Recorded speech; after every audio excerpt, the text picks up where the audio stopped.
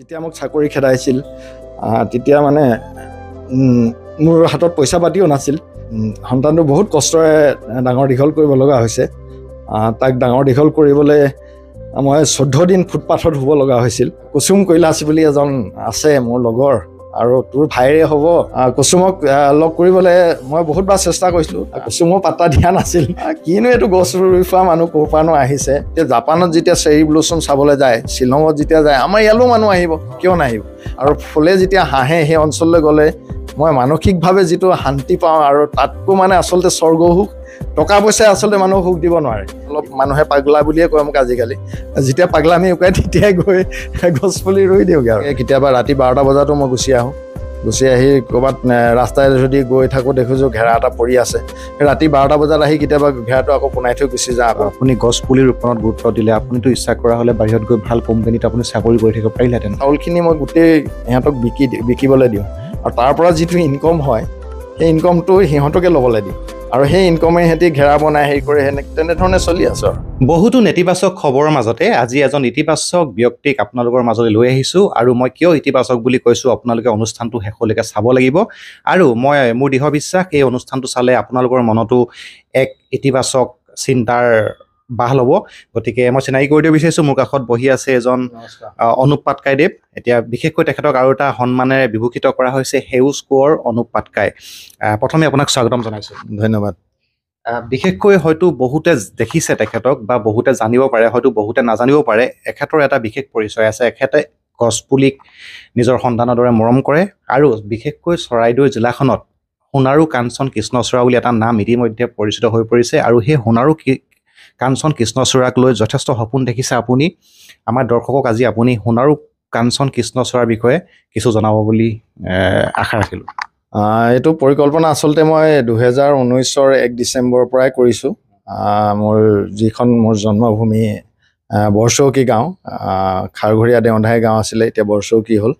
সেই গাঁওখনৰ গোটেই যুৱকসকলক, মহিলাসকলক, দদাইদেউ খুৰীদেউসকলক একেলগ কৰি এখন সভা আয়োজন কৰি যে প্ৰকৃতিক কিয় সুৰক্ষিত কৰিব লাগে, আৰু সোণাৰু কাঞ্চন কৃষ্ণচূড়া গছ ৰোপণ কৰিলে যে এই গাঁওখনৰ ভৱিষ্যতে কি হ'ব, তেনেকুৱা ধৰণৰ এটা মই সপোন ৰচিছিলোঁ গাঁওবাসীক দেখি। আৰু সেই সপোনক বাস্তৱ ৰূপ দিবলৈ গাঁওবাসীখিনিও লোকসকলে যথেষ্ট মোক সহায় সহযোগিতা আগবঢ়ালে। তেওঁলোকে ঘেৰা বনালে, পুলিবিলাক ৰোপণ কৰিলে, আৰু এতিয়া পুলিবিলাক ডাঙৰ হৈছে। আচলতে মই যিটো সপোন দেখিছিলোঁ, এই সপোনে আচলতে মোক প্ৰকৃতাৰ্থত ক'বলৈ গ'লে সপোনে মই যেনেধৰণে মানুহে শুই থাকোঁতে সপোন দেখে তেনেধৰণৰ নহয়। আচলতে এই সপোনে শুবলৈ নিদিয়ে মোক, আৰু সেই শুবলৈ নিদিয়াৰ ফলত মই ব্যাকুল হৈ পৰিছিলোঁ। আৰু সেই ব্যাকুলতাৰ খিনিয়ে মোক কৰ্ম কৰিবলৈ প্ৰেৰণা দিলে, আৰু সেই প্ৰেৰণাৰ ফলশ্ৰুতিত আজি গছবিলাক ডাঙৰ হৈছে। দিচাংপানী অঞ্চললৈ আপোনালোকে গ'লে দেখিব সোণাৰু কাঞ্চন কৃষ্ণচূড়া গছেৰে একদম ভৰি পৰিছে, ফুলবিলাক ফুলিবলৈ ধৰিছে, ফুলে হাঁহিছে। আশা কৰোঁ অনাগত দিনত গোটেই সেই অঞ্চলটোৰ লগতে গোটেই চৰাইদেউ জিলাখন এখন সবাংগ সুন্দৰ এক ধুনীয়া পৰিৱেশৰ সোণাৰু কাঞ্চন কৃষ্ণচূড়াৰ জিলা হিচাপে পৰিণত হ'ব। আৰু ইয়াক চাবলৈ যিহেতু আমাৰ চৰাইদেউ এতিয়া বিশ্ব ঐতিহ্য ক্ষেত্ৰ ৰূপে পৰিচিত হ'লেই, আৰু সেই বিশ্ব ঐতিহ্য ক্ষেত্ৰক আচলতে আকৰ্ষিত এই সোণাৰু কাঞ্চন কৃষ্ণচূড়াবিলাকে কৰিব। আৰু এই আকৰ্ষিত হৈ আমাৰ এই অঞ্চললৈ যথেষ্ট সংখ্যক পৰ্যটক আহিব বুলি মই আশাবাদী। আৰু সেই পৰ্যটক যিমানেই বাঢ়িব, তেতিয়া আমাৰ ব্যৱসায় বাণিজ্যবিলাক বাঢ়ি গৈ থাকিব, আৰু তেতিয়া আমাৰ চৰাইদেউ জিলাখনত যিবিলাক শিক্ষিত নিবনুৱা যুৱক যুৱতী আছে, তেওঁলোকে পৰ্যটন ক্ষেত্ৰত নিজে স্বাৱলম্বী হ'ব পাৰিব বুলি মই আত্মবিশ্বাসী। আপোনালোকে জানে এতিয়া অসমখনত আপুনি এইটো মুহূৰ্তত যদি আমি বেচৰকাৰী হিচাপে চাওঁ, প্ৰায় 32 লাখৰ ওপৰত নিবনুৱা যুৱক যুৱতী, শিক্ষিত নিবনুৱা যুৱক যুৱতী আছে। গতিকে এই শিক্ষিত নিবনুৱা যুৱক যুৱতীসকলক সংস্থাপিত কৰিবলৈ হ'লে আমাৰ কিছুমান উদ্যোগ লাগিব, যেনেধৰণে পৰ্যটন ক্ষেত্ৰ আৰু বিভিন্ন ধৰণৰ উদ্যোগ লাগিব। কোনো এখন চৰকাৰে, যিয়ে নহওক, বিজেপি হওক বা কংগ্ৰেছ হওক, কোনো চৰকাৰে চৰকাৰী চাকৰি দি এই নিবনুৱা সমস্যাটো দূৰ কৰিব নোৱাৰে। আমি নিবনুৱা সমস্যা দূৰ কৰিবলৈ হ'লে ছিকিমৰ দৰে এখন সৰু দেশৰ আমি উদাহৰণ ল'ব লাগিব। ছিকিমত যেনেধৰণে এতিয়া উদ্যোগবিলাক হৈছে, মেডিচিন কোম্পানীবিলাক হৈছে, তাতে বিয়েৰ ফেক্টৰীবিলাক আছে, আৰু তাত এটা সীমাবদ্ধতা আছে কি তাৰ লোকেল মানুহখিনিয়ে প্ৰথমতে সংস্থাপিত হ'ব, তাৰ পাছত বাহিৰাগত মানুহে তাত সংস্থাপিত হ'ব পাৰিব। আৰু এটা কথা কি, তাত উদ্যোগ বনক বা যি বনক, যিয়ে নহওক, যি ইণ্ডাষ্ট্ৰি হওক, কিন্তু তাৰ মাটিৰ অধিকাৰ কিন্তু তাৰ ছিকিমৰ লোকেল মানুহেই থাকে আৰু তাৰ পিছতহে গোটেই কাৰ্য ব্যৱস্থাখিনি হয়। তেনেধৰণৰ ব্যৱস্থা আচলতে আমাৰ চৰকাৰে কৰিব লাগিব আৰু তেনেধৰণৰ মানসিকতা আচলতে মই দেখাই নাই চৰকাৰখনত। আৰু তেনেধৰণৰ মানসিকতা থকা এজন ভাল নেতাৰ প্ৰয়োজন আছে আচলতে। ৰাজনৈতিক নেতাৰ প্ৰয়োজন আছে, ৰাজনৈতিক ব্যৱসায়ৰ প্ৰয়োজন নাই আচলতে। এইটো প্ৰসংগলৈ আমি আহিম আৰু এটা কথা জানিব পাৰিছোঁ, আপুনি অসম চৰকাৰৰ স্বাস্থ্য বিভাগৰ এজন উচ্চপদস্থ কৰ্মচাৰী আছিলে আৰু আমি জানিব পাৰিছোঁ আপুনি চাকৰিটো কিবা কাৰণত হেৰুৱাবলগীয়া হ'ল। চাকৰিটো হেৰুৱাৰ পিছত আপুনি বহুতো পথ ল'ব পাৰিলেহেঁতেন, কিন্তু আপুনি এইটো পথ কিয় ল'লে? এইটো বৰ দীঘলীয়া কাহিনী। আচলতে মানুহক যেতিয়া সহায় কৰিবলৈ যোৱা হয় তেতিয়া মানুহৰ পৰা অকণমান হেৰিও পোৱা যায়, ঠেকাও পোৱা যায়। ঠিক তেনেকৈ মই চৰকাৰী চাকৰি কৰিছিলোঁ হয়। চৰকাৰে কিবা এটা কাৰণত মোক বেয়া পালে, বেয়া পোৱাৰ কাৰণে আচলতে তেওঁলোকে অব্যাহতি দিয়াৰ আগতেই মই গুচি আহিছিলোঁ। ময়ো মানে ভাল পোৱা নাছিলোঁ, সন্তুষ্ট নহয়, কাৰণ সেই সময়ত বহুতো প্ৰসূতিৰ মৃত্যু হৈছিল, নৱজাতকৰ মৃত্যু হৈছিল। এইবিলাক যেতিয়া মৃত্যু হৈছিল আচলতে মোৰ সহ্য হোৱা নাছিল। সেইকাৰণে মই ভাবিলোঁ, যেতিয়া মই সমাজৰ কাৰণে এতিয়া চৰকাৰক দোষ নিদিওঁ, মই যেতিয়া কাম কৰিব পৰা নাই, গতিকে মই সেইকাৰণে নিজেই এটা ইতিবাচক মনোভাৱ লৈ পিনি মই ওলাই আহিলোঁ। ওলাই আহি পিছত আপোনালোকে নিউজ গম পাইছিলে কি জানো, আৰু সেইবিলাক কথা আচলতে আলোচনাৰ এতিয়া পৰিৱেশো হোৱা নাই। যেতিয়া পৰিৱেশ আহিব, এটা সুন্দৰ পৰিৱেশ আহিব, সময় সুবিধা সুযোগ বুজি এই কাহিনীবিলাক আপোনালোকৰ আগত মই ক'ম। গতিকে তেনে এটা পৰিস্থিতি লৈ আহি তাৰপিছত যিহেতু মোৰ মানুহৰ হৈ কাম কৰা এটা মানসিকতা আছে, সেইকাৰণে মই সদায় বিচাৰিছিলোঁ যে কেনেধৰণে মই কাম কৰি মানুহক সহায় কৰিব পাৰিম। সেইকাৰণে মই যদিও মই ডিপ্ল'মা ফাৰ্মাচী কৰিলোঁ, বি ফাৰ্ম কৰিলোঁ, টুৰিজিম মেনেজমেণ্ট কৰিলোঁ, মই ইচ্ছা কৰা হ'লে এতিয়াও বাহিৰত গৈ চাকৰি কৰিব পাৰিলোহেঁতেন। কিন্তু যিহেতু মানুহক সহায় কৰা, মানুহক লৈ মোৰ এখন ভাল সমাজ গঢ়াৰ যি মানসিকতা আছে, সেইকাৰণে মই বাহিৰত নগৈ এই গছপুলিবিলাক ৰুই ফুৰিছোঁ। দেখা যাওক কি হয়। মানে সপোন দেখা হ'লে আপুনি বেলেগ বহুত সপোন দেখিব পাৰিলেহেঁতেন, নিজকে আপুনি আজি আৰ্থিকভাৱে যথেষ্ট টনকিয়াল কৰি ৰাখিব পাৰিলেহেঁতেন, কিন্তু আপুনি সেয়া নকৰি গছপুলিক আপুনি নিজৰ সন্তানৰ দৰে পোহপাল দি আজি ডাঙৰ দীঘল কৰাত উঠি পৰি লাগিছে আমি দেখিবলৈ পাইছোঁ।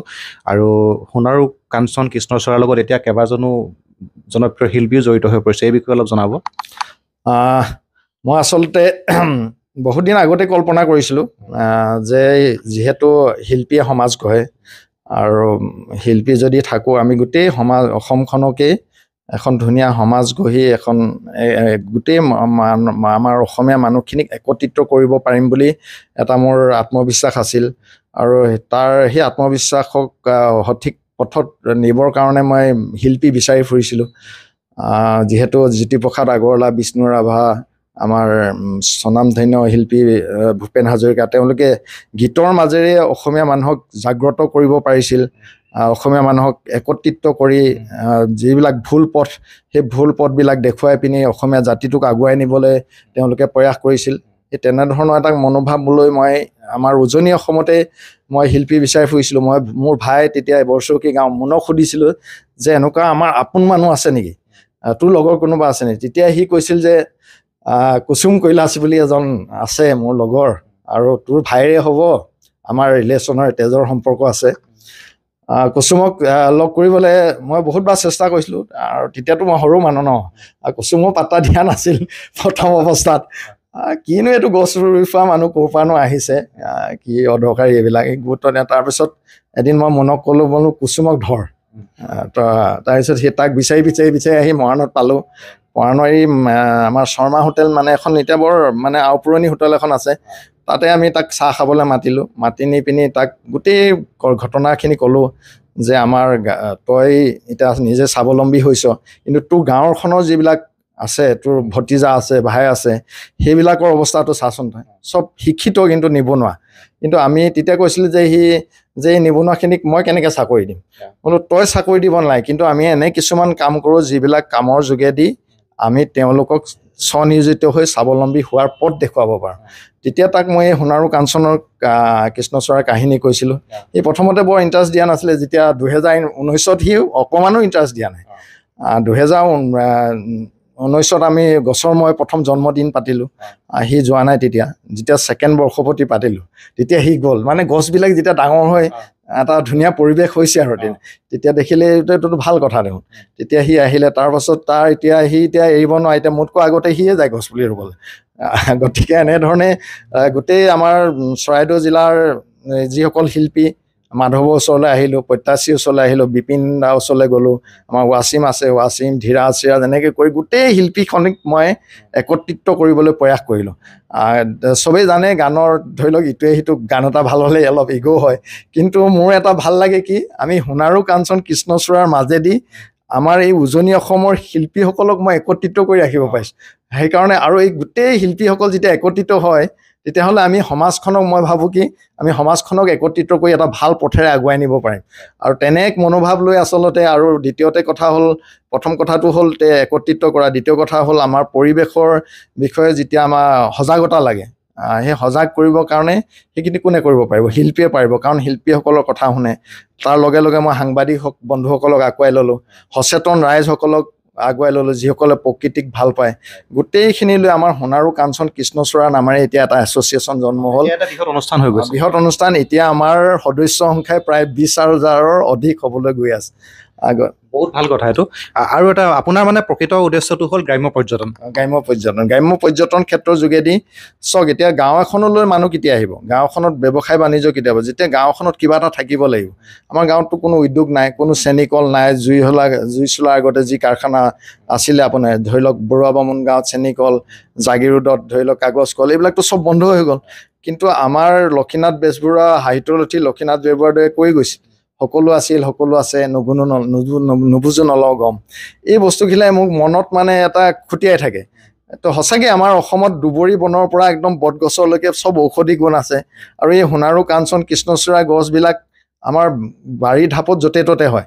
তেতিয়া আমি এক পৰিকল্পনা কৰিছিলোঁ যে এই গছবিলাক যদি আমি পৰিকল্পিতভাৱে পৰিকল্পনা কৰি সুন্দৰকৈ সজাই তোলোঁ, এতিয়া জাপানত যেতিয়া চেৰী ব্লুচম চাবলৈ যায়, শ্বিলঙত যেতিয়া যায়, আমাৰ ইয়ালৈও মানুহ আহিব, কিয় নাহিব? আৰু এতিয়া সেই পৰিৱেশটো দিচাংপানী অঞ্চলত হৈছে। চৰাই ফুল ফুলিছে, ফুলে হাঁহিবলৈ ধৰিছে। আৰু ফুলে যেতিয়া হাঁহে সেই অঞ্চললৈ গ'লে মই মানসিকভাৱে যিটো শান্তি পাওঁ, আৰু তাতকৈ মানে আচলতে স্বৰ্গ সুখ, টকা পইচাই আচলতে মানুহক সুখ দিব নোৱাৰে।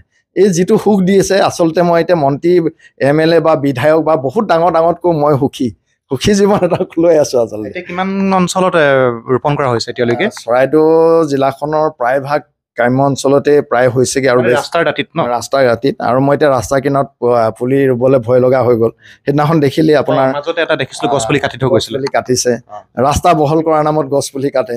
আৰু এই গছপুলি নাকাটিবলৈ আপোনালোকৰ ডাঙৰ মিটিঙত আমাক ভাষণ দিবলৈ নামাতে, কিন্তু এই ইঞ্জিনিয়াৰ বা মানে যিবিলাকক শিক্ষিত বুলি ভাবে, আৰু সেই ইঞ্জিনিয়াৰজনে কিন্তু পৰিকল্পনা কৰে কি এই ৰাস্তাটো বনাবলৈ হ'লে গছ কাটিব লাগে। কিন্তু সেই একে পৰিকল্পনা একেজন ইঞ্জিনিয়াৰে বাহিৰৰ দেশত সেইটো নকৰে। কিন্তু ৰাস্তাটো বনক, কিন্তু গছ নাকাটিবি। এতিয়া আপুনি বেংগলোৰ চিটিলৈ যদি যায়, তাত দেখিব ওপৰেদি কাৰেণ্ট গৈছে, কিন্তু গছজোপা নাকাটিছে, লাগিলে কাৰেণ্টৰ খুঁটাটো কাটি দিছে। আপুনি এতিয়া নৰেন্দ্ৰ মোদী দেশলৈ যদি যায়, গুজৰাট, আহমেদাবাদ, মই অলপ দিনৰ আগত আহিছোঁ, এতিয়া আগৰ আহমেদাবাদ হৈ থকা নাই সেইখন, এতিয়া এখন সেউজীয়া আহমেদাবাদ হৈ পৰিছে। আৰু সেইকাৰণে মই সেইটো কাৰণত আচলতে নৰেন্দ্ৰ মোদীক মই শ্ৰদ্ধা জনাওঁ, ইমান এটা ভাল কাম কৰিছে। কিন্তু আমাৰ এইসকলে কি কৰিছে? আমাৰ এইসকলৰ জ্ঞান নাই। ৰাস্তা পদূলি বনোৱাৰ নামত দেখিছোঁ আমি যথেষ্ট গছ কাটিছে, বহুত ডাঙৰ পুৰণা গছো কাটি পেলাইছে। এইটোতো বহুত বেয়া কথা হৈছে। এইটো বেয়া কথা হৈছে। আচলতে গছ যদি নাথাকে, গছ নাথাকিলে আমাৰ অক্সিজেন নাথাকিব, আমি জীৱিত হৈ জীয়াই থকাৰ আমাৰ সমস্যা হ'ব। গতিকে গছজোপা প্ৰথম, তাৰ পাছতহে ৰাস্তা বনক। গছ নকটাকৈ ৰাস্তা বনোৱাৰ পৰিকল্পনা কৰিব পাৰে নহয় আমাৰ। আৰু তেনেধৰণে পৰিকল্পনা কৰি ৰাস্তা ঘাট উন্নতি কৰক, তাততো কোনো আপত্তি কৰিব নাযায়। এতিয়া আপোনালোকৰ গছপুলি ৰোপণৰ প্ৰচেষ্টা চলি আছে, কামটো চলি আছে। নিৰ্দিষ্ট কোনো সময় নাই। যেতিয়া মোৰ মানে অলপ মানুহে পাগলা বুলিয়ে কয় মোক আজিকালি, যেতিয়া পাগলামি উকাই তেতিয়াই গৈ গছপুলি ৰুই দিওঁগৈ। আৰু গছপুলি এটা ৰোপণ কৰাৰ পিছত যথেষ্টখিনি কাম থাকে, পুলিটোক ডাঙৰ দীঘল কৰাৰ ক্ষেত্ৰত। সেইখিনি ক্ষেত্ৰতো চাগে আপোনালোকে যথেষ্ট গুৰুত্ব দিয়ে, সেই গছবিলাক এতিয়া ডাঙৰ হৈছে। মই অলপ আগত ক'লোৱে নহয়, মই এটা পাগলামি স্বভাৱ আছে বুলি। সঁচাকৈ কেতিয়াবা ৰাতি 12টা বজাতো মই গুচি আহি ক'ৰবাত ৰাস্তাই যদি গৈ থাকোঁ, দেখিছোঁ ঘেৰা এটা পৰি আছে। সেই ৰাতি 12টা বজাত আহি কেতিয়াবা ঘেৰাটো আকৌ পোনাই থৈ গুচি যাওঁ, আকৌ গৈ ঘৰত শুই থাকোঁ। ঘৰৰ মানুহে গম নাপায়, সেই গাঁওখনৰ মানুহেও গম নাপায়। এনেধৰণে মই কামবিলাক কৰি থাকোঁ। আৰু আচলতে লোকলৈ বুলি মই আশা নকৰোঁ, মই নিজেই কৰি আছোঁ। চাওঁ মানুহৰ কাৰণে কিমান কৰিব পাৰোঁ, আৰু এই মানুহৰ কাৰণে যদি কিবা এটা কৰি যাব পাৰোঁ, অন্ততঃ আত্মাই শান্তি পাব বুলি মই ভাবিছোঁ। আৰু এটা কথা আমাৰ দৰ্শকক ক'ব লাগিব, এখেতে গছপুলিক নিজৰ সন্তানৰ দৰে লালন পালন কৰি ডাঙৰ দীঘল কৰিছে। কেৱল গছ ৰোৱাতে সীমাবদ্ধ থকা নাই, গছজোপা কেনেদৰে ডাঙৰ কৰি নিজৰ যিটো লক্ষ্যত উপনীত হ'ব পাৰি তেখেতে সেইটো চেষ্টা কৰিছে। আৰু প্ৰতি বছৰে গছৰ তেখেতে জন্মদিন পাতে, সেইটো কিন্তু এটা বহুত ডাঙৰ কথা। সেই বিষয়ে অলপ জনাওক। গছৰ জন্মদিন পাতোঁ মানে মই কুসুমৰ, যিহেতু মোৰ ভাতৃ প্ৰতিম কুসুম মাধৱ ইহঁতক আছোঁ, ইহঁতক ক'লোঁ যে আমি অকল গছপুলি ৰুলে নহ'ব, ইয়াৰ বিষয়ে আমি সজাগতা আনিব লাগিব। আচলতে আমি বৰ্ষপতি অনুষ্ঠানটো যে পাতোঁ, এইটো আচলতে সজাগতামূলক সাংস্কৃতিক অনুষ্ঠান। আৰু এই সংস্কৃতিৰ যোগেদি আমি মানুহখিনিক আমি সমন্বয় দিব বিচাৰিছোঁ, একত্ৰিত কৰিব বিচাৰিছোঁ। আৰু তাৰ যোগেদি আমি গোটেই মানৱ সমাজক বুজাই দিব, বিশেষকৈ গ্ৰাম্য অঞ্চলৰ লোকক।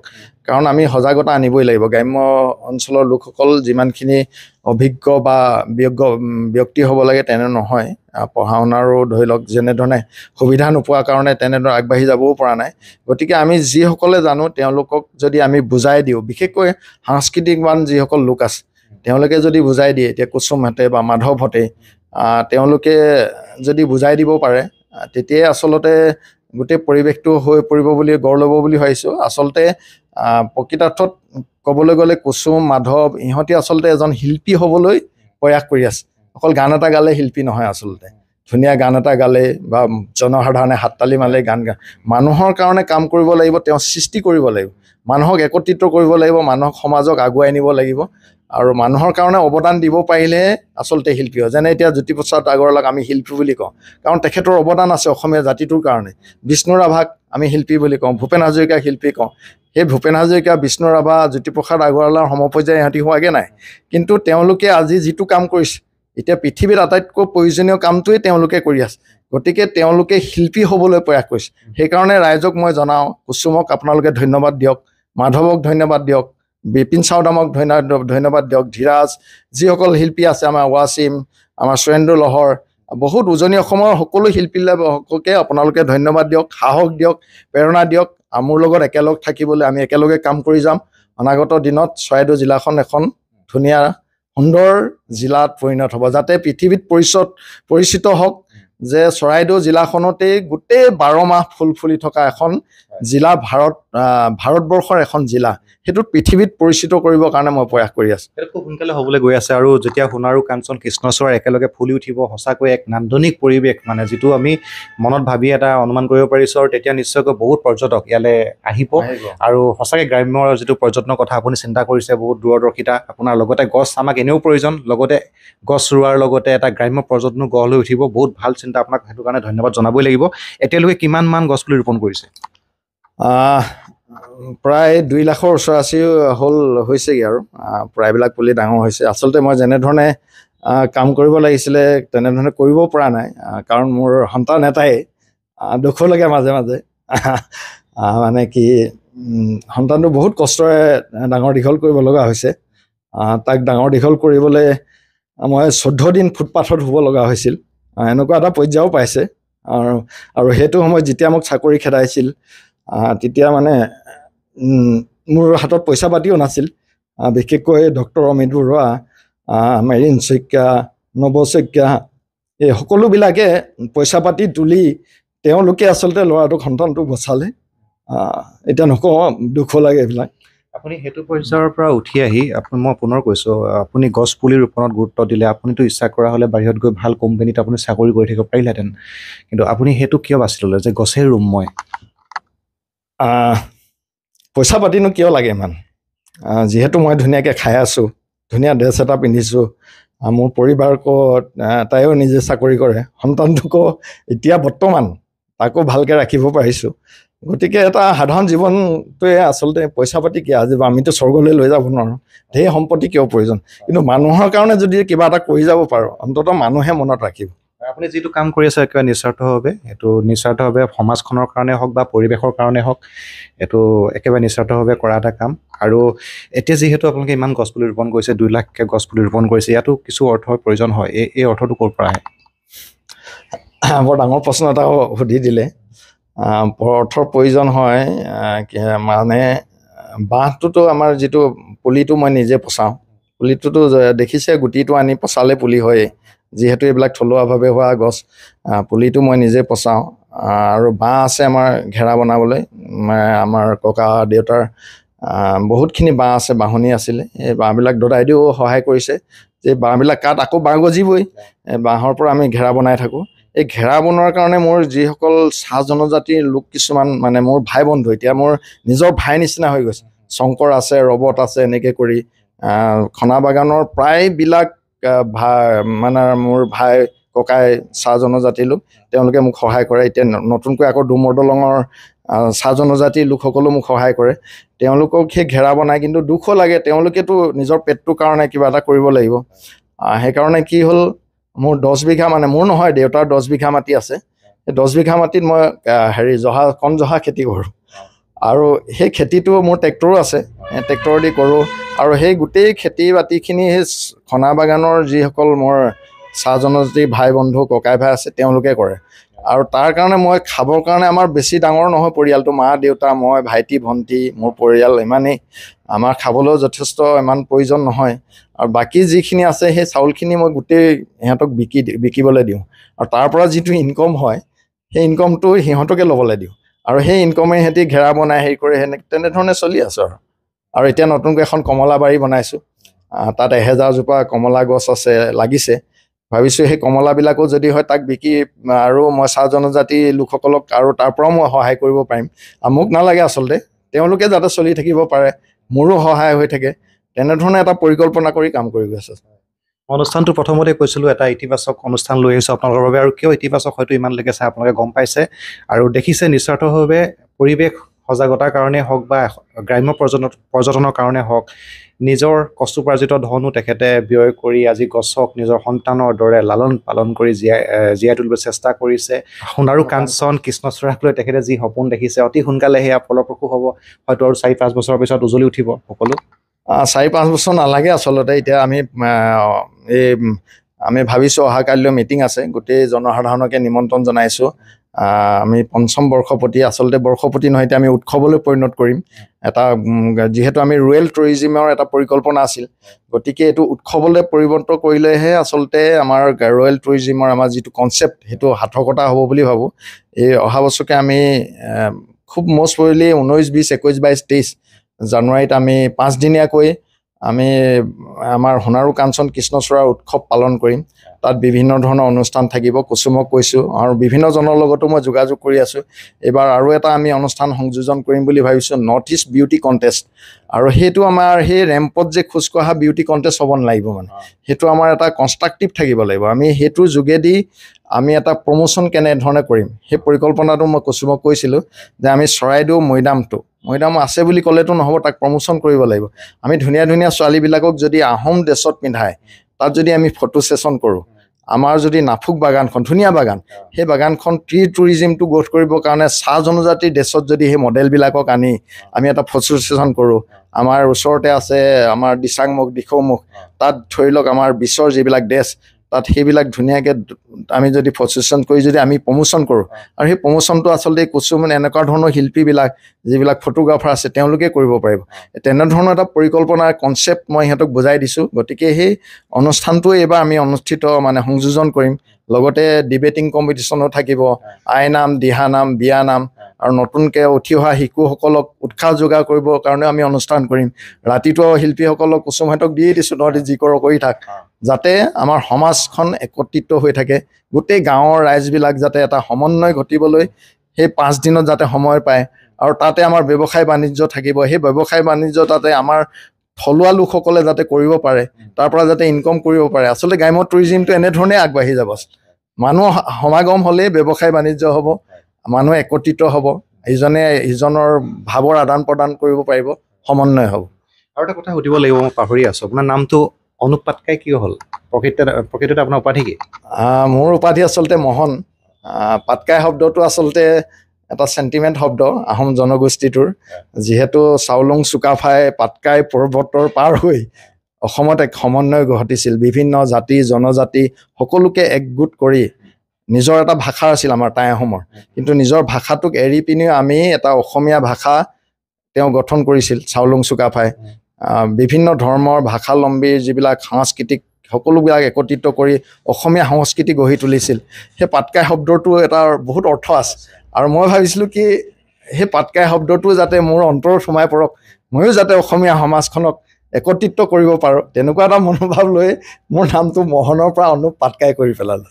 ভাল কথা। আৰু দুটা প্ৰশ্ন সুধিম, বেছি দীঘলীয়া নকৰোঁ, যথেষ্ট দীঘলীয়া হৈছে ইতিমধ্যে। আপোনাক শেহতীয়াকৈ এটা সন্মান দিয়া হৈছে, বিশেষভাৱে এটা উপাধি দিয়া হৈছে সেউজ কোঁৱৰ, সেই বিষয়ে অলপ জানিব বিচাৰিম। সেউজ কোঁৱৰ উপাধি দিছে আচলতে মানুহে মানুহৰ বাবে যিটো সংগঠন আছে, আমাৰ ভূপেন হাজৰিকাৰ সংগীত ভাল পোৱা আমাৰ লোহিত গগৈ দাদা মোৰ বহুত আপোন, তেওঁ মাতি নিলে তাত ডুমডুমাৰ মাৰ্ঘেৰিটা ওচৰত, তাতো মই গছপুলি ৰুইছিলোঁগৈ, তাতে সন্মানটো দিছে।